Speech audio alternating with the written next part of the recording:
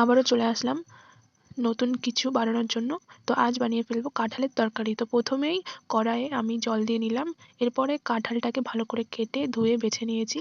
জলটা গরম হয়ে যাওয়ার পরে কাঁঠালগুলো দিয়ে দিলাম, ভালো করে সিদ্ধ করে তারপর কাঁঠালটাকে নামিয়ে নিলাম।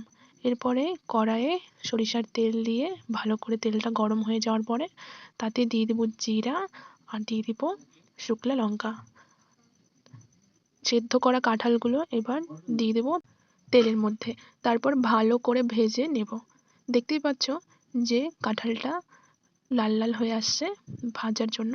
এরপরে দিয়ে দিব এতে বাটা মশলা। এতে আছে রসুন, পেঁয়াজ, আদা, শুকনো লঙ্কা, কাঁচা লঙ্কা, জিরা। কাঁঠালটাকে ভালো করে ভেজে নিয়ে তার মধ্যে মশলাগুলো দিয়ে দেব, দিয়ে ভালো করে এপিট ওপিট করে কষিয়ে তারপর দিয়ে দিব পরিমাণ মতো লবণ, দিয়ে দেব পরিমাণ মতন হলুদ। দিয়ে দেওয়ার পরে ভালো করে কষিয়ে নিতে হবে।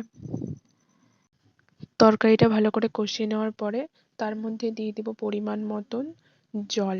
জলটা দিয়ে দেওয়ার পর ভালো করে নাড়াচাড়া দিয়ে নেব। দেখতেই পাচ্ছ কত সুন্দর একটা কালার চলে আসছে। তারপরে ভালো করে তরকারিটাকে একটু নাড়াচাড়া দিয়ে নেব। ভালো করে ফুটিয়ে নেওয়ার পরে এরপরে দিয়ে দিব সামান্য পরিমাণে চিনি। তোমরা চিনিটা নাও দিতে পারো। তরকারিটা হওয়ার 5 মিনিট আগে তার মধ্যে দিয়ে দিব গরম মশলা। গরম মশলাটা দিয়ে দেওয়ার পরে ভালো করে নেড়েচেড়ে নিলেই তৈরি কাটলের তরকারি। টাটা।